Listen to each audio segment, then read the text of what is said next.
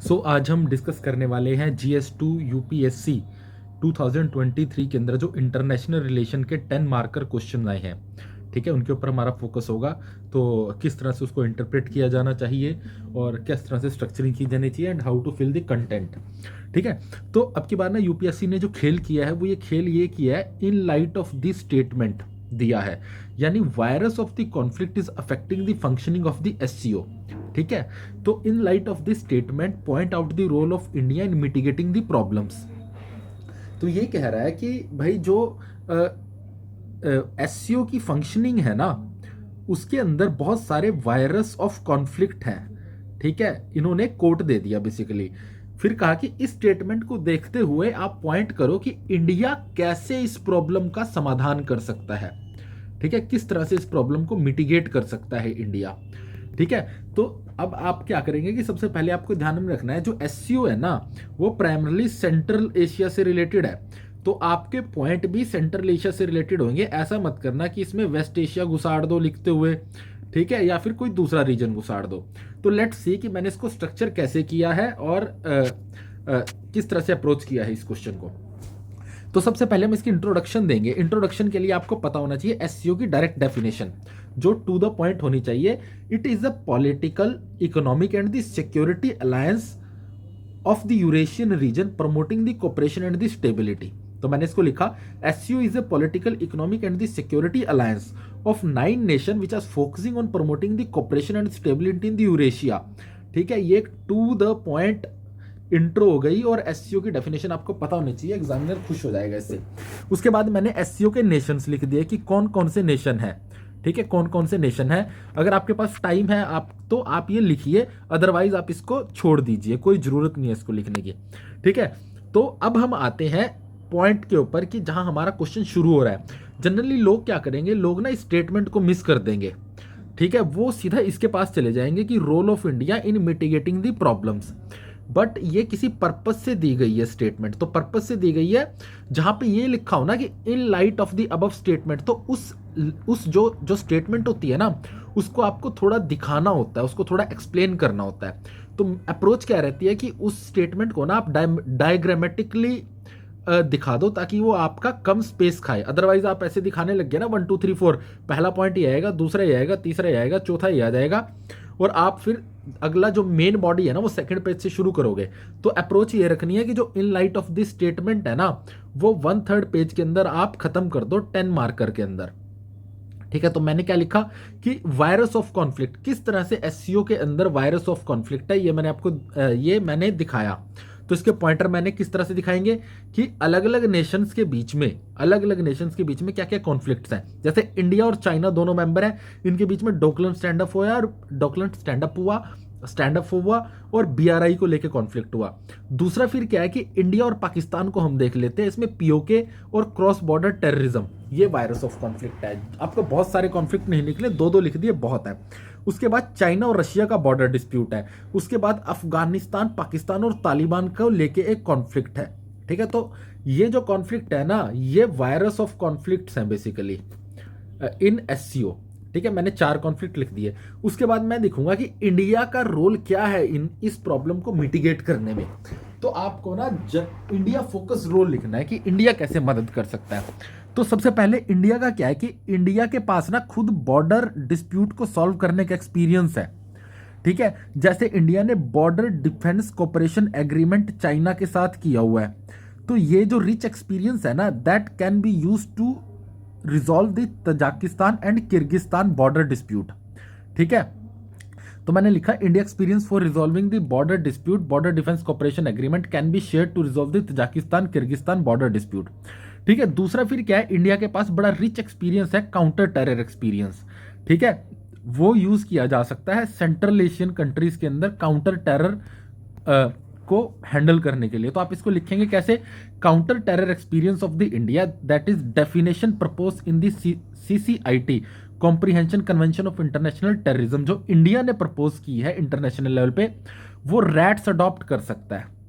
Rats क्या है, rats है regional anti terror squad, regional anti terror squad है, ये बेसिकली एससीओ का है, ठीक है। तो बेसिकली इंडिया ने जो डेफिनेशन दी है ना कॉम्प्रिहेंशन कन्वेंशन इंटरनेशनल टेररिज्म में, उसको रैट्स अपना सकता है। तो दूसरा पॉइंट ये हो गया। तीसरा क्या हो गया कि एससीओ ना 3 ईवल्स फेस करता है, ये कीवर्ड है 3 ईवल्स ऑफ एससीओ। उसमें क्या है, रेडिकलाइजेशन है, सेपरेटिज्म है और टेररिज्म है। तो इंडिया के पास कैपेबिलिटी है इन तीनों को हैंडल करने की, जो इंडिया ने अपनी हिस्ट्री में किया है। तो they can build the capability of the SCO nation to neutralise this threat, ठीक है, बाय शेयरिंग देयर लर्निंग्स। तो एक पॉइंट ये हो गया। फिर क्या हो सकता है कि इंडिया ने ना ट्रैक टू डिप्लोमेसी का बहुत अच्छा यूज किया है साउथ एशियन कंट्रीज के साथ रिजॉल्व करने में इश्यूज। तो ये भी सेंट्रल एशियन कंट्रीज अडॉप्ट कर सकती हैं ट्रैक टू डिप्लोमेसी, ठीक है। तो उसके बाद क्या हो गया कि इंडिया का ना जो डिफेंस कॉपरेशन और इन्वेस्टमेंट, इंडिया क्या कर सकता है, इंडिया सेंट्रल एशियन कंट्रीज के साथ डिफेंस कॉपरेशन कर सकता है, वहां पे इन्वेस्टमेंट कर सकता है एनर्जी फील्ड के अंदर, ताकि जो चाइना की डोमिनेंस है ना डेप ट्रैप डिप्लोमेसी वाली, उसको काउंटर किया जाए। तो defence cooperation and the investment in the energy rich Central Asian nation can elevate the fear of the Chinese debt trap diplomacy. For example, तो आप उसमें एक्सरसाइजेस के नाम लिख दो, जैसे खंजर और दस्तलिक 2 टेक्निकल नेम है, ये एक्सरसाइजेस सेंट्रल एशियन कंट्रीज के साथ है military. And India can invest in the uranium mines, uraniums यहाँ पे बहुत ज्यादा है। तो इस तरह से वो चाइना की डोमिनेंस काउंटर कर सकता है इस रीजन में। तो अब आपको कंक्लूड करना है, तो कंक्लूड ना आप इस तरह से मत करो कि thus the India can play a wider role in resolving the conflicts of Central Asian nations. ये ना एक ऐसे टाइप कॉन्फ्लिक्ट हो जाता है। थोड़ा ना आप करंट से लिंक या कुछ कंटेंटफुल करो यार, ठीक है। कंक्लूजन तो मैंने इसमें क्या कर दिया, जैसे इंडिया और सेंट्रल एशिया के रिलेशन को कैसे बेहतर किया जा सकता है, मैंने उस पर फोकस किया कि अगर इन रिलेशन को बेहतर किया जाए तो एससीओ में इंडिया का रोल और बेहतर हो जाएगा मिटिगेट करने में प्रॉब्लम। तो मैंने लिखा कि moreover India must expedite implementation of the International North South Transport Corridor and Ashgabat agreement signing the free trade agreement with the Eurasian Economic Union will be a positive step. तो मैंने keyword डाल दिया इसके अंदर। तो India क्या कर सकता है और क्या कर सकता है, India International North South Transport Corridor Ashgabat agreement को इंप्लीमेंट कर सकता है अच्छे से, और यूरेशियन इकोनॉमिक यूनियन के साथ एफटीए साइन कर सकता है। तो एक टेक्निकल कंक्लूजन हो गया। आपको पैराग्राफ टाइप जर्नलिस्ट कंक्लूजन नहीं लिखना कि thus the India can help the Central Asian nation और the SCO to resolve their conflict, ठीक है, बाय एनरिच्ड एक्सपीरियंस। इस तरह की चीजें नहीं लिखनी है, just go for the technical things, ठीक है। Then we come to the next question. Next question is that Indian diaspora has scaled new heights in West. तो ये पहली स्टेटमेंट है, ठीक है। Describe the economic and political benefits for India. तो ना आप इसमें देखो, ये एक तरह से 2 क्वेश्चन है। अगर इसके अंदर बहुत सारे लोग ना जो फर्स्ट या सेकंड अटेम्प्ट के अंदर होते हैं, जिन्होंने ज़्यादा आंसर राइटिंग नहीं की होती, वो क्या करते हैं, वो सीधा ये लिखाएंगे इंडिया के डायस्पोरा के इकोनॉमिक एंड पॉलिटिकल बेनिफिट्स, ठीक है। पहले तो वही लिखाएंगे इकोनॉमिक एंड पॉलिटिकल बेनिफिट, वो लिखाएंगे वेस्टर्न नेशंस के लिए भी। बट क्वेश्चन में पूछा गया है कि स्पेसिफिक इंडिया के लिए, कि अगर ये वेस्टर्न नेशन है, यहाँ पे इंडिया का डायस्पोरा है, तो इसके इकोनॉमिक एंड पॉलिटिकल बेनिफिट ये वेस्टर्न नेशन के लिए नहीं पूछे गए, ये पूछे गए हैं कि भाई इंडिया के लिए क्या फ़ायदा पहुंचा रहा है। तो आपको लिखते हुए ये ध्यान रखना है कि आप वेस्टर्न नेशन के अंदर इंडियन डायस्पोरा का कंट्रीब्यूशन नहीं डाल देना, आपको डालना है इंडियन नेशन, इंडिया के अंदर। और दूसरी चीज याद रखनी है कि आपको ये पहला पार्ट है, ये ना इनविजिबल पार्ट्स होते हैं, इनको मिस कर जाते हो आप, कि Indian diaspora has scaled the new height in the waste.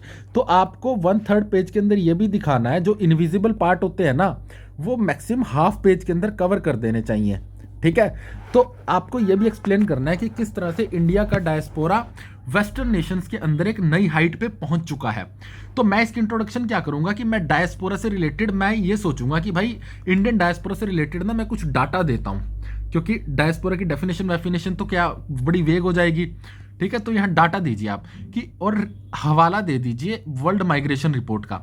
According to the World Migration Report, India has the largest diaspora of the 18 million contributing 111 billion of the remittances. तो बहुत अच्छी टेक्निकल डेफिनेशन होगी। इस तरह की definition नहीं देनी है आपको कि इस तरह की इंट्रो कि Indian diaspora is the very important in maintaining the India relation with the western powers and it has the economic and the political benefits. यार ये जो डेफिनेशन होती है जर्नलिस्ट होती हैं, इनके ऊपर एग्जामिनर खुश नहीं होता। आप मतलब अगर डायस्पोरा की बात हुई है ना, यानी ये इंडियन डायस्पोरा की बात हुई है, तो यहाँ डाटा यूज कर दीजिए आप। World Migration report, Indian diaspora largest है, 18 मिलियन का है, और रेमिटेंसेस कितनी भेज रहा है, 111 बिलियन। तो ये बहुत बढ़िया हो जाएगी और एग्जामिनर खुश हो जाएगा, दिल बाग बाग हो जाएगा उसका। ठीक है, ये छोटी छोटी चीजें हैं जो आपको ध्यान में रखनी है। और दूसरी चीज हमेशा याद में रखना, मेरी इंट्रो कभी भी 3 या 4 लाइन से ज्यादा नहीं जा रही है। हाँ, ऐसा नहीं करना कि आप इंट्रो ही यहां तक ले आए। उसके बाद सेकंड पार्ट आ जाएगा, how it scaled new heights in the West, यानी इंडिया का डायस्पोरा वेस्ट में किस तरह नई हाइट पे है। तो आप ये दिखाएंगे कि सबसे पहले पॉलिटिकल फील्ड में कैसे है, कमला हैरिस वाइस प्रेसिडेंट बन गई, एग्जांपल देके ऋषि सुनक पीएम बन गए, Rishi Sunak as the PM of UK. दूसरा, फिर कॉर्पोरेट में सीईओ में क्या हुआ, CEO are driving the Silicon Valley, जैसे सुंदर पिचाई और सत्या नडेला जी का एग्जांपल दे देंगे। उसके बाद आप क्या करेंगे, आप इन्वेस्टमेंट की बात करेंगे कि इंडिया का डायस्पोरा ना वहां इन्वेस्टमेंट भी कर रहा है, इस तरह से वो इंडियन डायस्पोरा वेस्ट में नई हाइट्स पे पहुंचा है। जैसे टाटा ने जगवायर को एक्वायर कर लिया, विनोद खोसला ने वहां पे इन्वेस्टमेंट की है। उसके बाद क्या करेंगे, Indian diaspora is heading the global institution, for example Ajay Banga जो थे ना वो वर्ल्ड बैंक के हेड नियुक्त हुए हैं। तो आपने क्या किया, वन थर्ड ऑफ पेज के अंदर या हाफ पेज के अंदर दिखा दिया कि ये वाला part, Indian diaspora has scaled new height in the West. तो आपने बताया कि how Indian diaspora has attend the new heights in the West. ठीक है, फिर आ जाएगी मेन बॉडी जो विजिबल पार्ट है कि describe the economic and political benefits for India. तो मैंने लिख दिया कि benefits for India rather than writing economic benefit of India, political benefit of India. मैंने एक बनाया what are the benefit of India, पहले में मैंने लिख दिया economic benefit. Economic benefit India को क्या हो रही है डायस्पोरा से, भाई रेमिटेंसीज आ रही है 83 बिलियन की, सबसे बढ़िया, उसको मैंने लिंक कर दिया। इस तरह से कैड कम हो रहा है इंडिया का, remittances over 83 billion from the west plugging the Indian CAD. तो एक ना आर्ट होता है स्टेटमेंट कंप्लीट करने का। अगर आप सिर्फ ये लिख देंगे ना रेमिटेंसीज ऑफ द 83 बिलियन, वो भी ठीक है, बट उसका इफेक्ट भी बोल दिया, कॉज इफेक्ट अप्रोच अपनाइए कि किस तरह से 83 बिलियन इंडिया को हेल्प कर रहा है। ठीक है, इकोनॉमिक बेनिफिट कैसे कर रहा है, वो कैड को कम कर रहा है बेसिकली। ठीक है, उसके बाद Indian expatriates investing in the Indian businesses and the startups, जो यूएस के अंदर इंडिया के पैसे वाले बैठे हैं ना डायस्पोरा, वो इंडिया के स्टार्टअप में इन्वेस्ट कर रहा है, जैसे विनय खोसला का एग्जांपल दे दिया आपने। ठीक है, उसके बाद क्या हो रहा है कि जो इंडियन डायस्पोरा है ना वो इंडिया का कल्चर प्रमोट कर रहा है, जैसे बॉलीवुड एंड योगा। इससे क्या हो रहा है, इंडिया का सर्विस एक्सपोर्ट बढ़ रहा है और इंडिया का टूरिज्म इनफ्लो बढ़ रहा है वेस्टर्न नेशन से। तो बेसिकली आपको इकोनॉमिक बेनिफिट्स लिखने हैं इंडिया के लिए। तो यहाँ पे मेरा पूरा इकोनॉमिक बेनिफिट पे फोकस है कि if you are promoting the Indian culture, for example the Bollywood and yoga, service export and the tourism inflow from the western nation is rising. ठीक है, नेक्स्ट पॉइंट हो गया कि flow of the commercial business ideas to India. अगर Indian diaspora बाहर है तो नए बिजनेस और कमर्शियल आइडियाज इंडिया के अंदर आ रहे हैं। ठीक है, उसके बाद क्या हो रहा है कि इंडियन डायस्पोरा लॉबी कर रहा है इंडिया के इकोनॉमिक इंटरेस्ट को प्रोटेक्ट करने के लिए वेस्टर्न नेशन में। जैसे 2008 में सिविल न्यूक्लियर डील के अंदर इंडियन डायस्पोरा ने ब्रेक थ्रू करने में बहुत इंपॉर्टेंट रोल अदा किया था। ठीक है, कि ये पॉइंट आप याद रख लीजिए। फिर क्या हो जाएगा कि Indian diaspora can guide the local industry in the emerging technology, for example artificial intelligence. तो अभी ना ये जो आर्टिफिशियल इंटेलिजेंस इमर्जिंग टेक्नोलॉजी जैसे बिग डाटा है, ये अपनी नर्चर स्टेट के अंदर है। तो वेस्टर्न नेशंस के अंदर जो डायस्पोरा बैठा है ना, वो क्या कर सकता है, अपना रिच एक्सपीरियंस इंडिया के साथ शेयर कर सकता है, टेक्नोलॉजी प्रोवाइड करने में, गाइडेंस देने में इंडियन स्टार्टअप्स को। तो एक पॉइंट ये हो गया। तो ये सारे इकोनॉमिक पॉइंट हो गए। उसके बाद अब देखो कि हमारे पास बचा है 60% ऑफ पेज। ठीक है, 60% ऑफ पेज में मुझे 4 पॉइंट्स तो मैं लिखूंगा, 4 से 5 ऑफ पॉलिटिकल बेनिफिट्स। ठीक है, पॉलिटिकल बेनिफिट्स क्या है कि ये जो इंडिया का डायस्पोरा है ना, वो ग्लोबल प्लेटफॉर्म में इंडियन इंटरेस्ट को सिक्योर करेगा, जैसे क्लाइमेट चेंज के अंदर, ट्रेड के अंदर और टेररिज्म के अंदर। पहला पॉइंट तो ये हो गया। ठीक है, it may serve the Indian interest on the global issues like climate change, trade and terrorism. Second क्या हो जाएगा, it will strengthen the bilateral relations. ठीक है, for example Indian American community foundation. तो ये बेसिकली डायस्पोरा क्या करता है, दो देशों के बीच में ए एंड इंडिया, ये जो लाइक बायलेटरल रिलेशंस है ना, वो भी अच्छे कर देता है। जैसे इंडिया अमेरिका कम्युनिटी फाउंडेशन की बात हुई। उसके बाद क्या है कि this improves the India soft power bye promoting the culture. India का डायस्पोरा क्या कर रहा है, इंडिया की सॉफ्ट पावर भी प्रमोट कर रहा है, इंडिया के कल्चर को प्रमोट करके। फॉर एग्जाम्पल योगा बॉलीवुड लिख दीजिए आप। ठीक है, उसके बाद चौथा पॉइंट क्या हो गया, it is helping resolving the long standing issues. Indian diaspora क्या करता है कि लॉन्ग स्टैंडिंग इश्यूज को रिजॉल्व करने में मदद कर रहा है, जैसे इंडिया यूके का एफटीए। ठीक है, तो उसके अंदर इंडियन डायस्पोरा इंडिया के लिए लॉबी कर रहा है, तो रिजॉल्व करने में मदद कर रहा है। अब आ जाती है कंक्लूजन की बात। कंक्लूजन हमेशा आपको रखना है एक ऐसे टाइप कंक्लूजन नहीं बता देना। बहुत सारे लोग इस तरह का कंक्लूजन लिख देंगे, जैसे मैंने पहले भी बताया कि 10 Indian diaspora play a vital role in protecting the Indian interest in global arena. इस तरह से आप नहीं लिखना है। आप ये कर सकते हैं कि so the capacity building of the Indian diaspora should be strengthened through Pravasi Bharatiya Divas and the Know India programme for promoting India's interest. आपने क्या किया, टेक्निकल जो प्रोग्राम गवर्नमेंट के चल रहे हैं ना उनसे लिंक कर दिया कि so the capacity of the diaspora should be strengthened through the Pravasi Bharatiya Divas and Know India programme. So I hope किस तरह से इंटरनेशनल रिलेशंस के क्वेश्चन जो अब की बार आए थे, जिनके अंदर यूपीएससी ने खेल कर दिया था कोट्स देके, ठीक है, कोट्स देके खेल कर दिया और in line of the statements लिख के कोट कर दिया। तो ये जो कोट्स होते हैं ना, ये भी एक्सप्लेन करने होते हैं। तो आई होप कि आपको सही स्ट्रक्चर पता लगा होगा ये वीडियो देख के, किस तरह से आप एक बेहतर इंटरप्रेट कर सकते हैं क्वेश्चन को, किस तरह से बेहतर स्ट्रक्चर कर सकते हैं, विजिबल एंड इनविजिबल पार्ट क्या होता है, इनविजिबल पार्ट को कितना पेज देना होता है, ये सब आप सीखेंगे। और कंटेंट को प्रेजेंट कैसे करना है, जैसे मैंने यहाँ वायरस ऑफ कॉन्फ्लिक्ट 1/3 पेज में कर दिया सिर्फ कीवर्ड यूज करके। लंबी लंबी लाइनें नहीं लिखनी है कि whereas of the India and the China has the rivalry in the Doklam stand off and the BRI, thus this lead to the bad relation between both. ये सब नहीं करना है, जस्ट यूज द कीवर्ड्स, ठीक है। तो आई होप ये video आपके लिए यूजफुल रही होगी और इस तरह की वीडियोस मैं आगे भी बनाता रहूंगा, basically focusing on how to approach the answer writing. Thank you.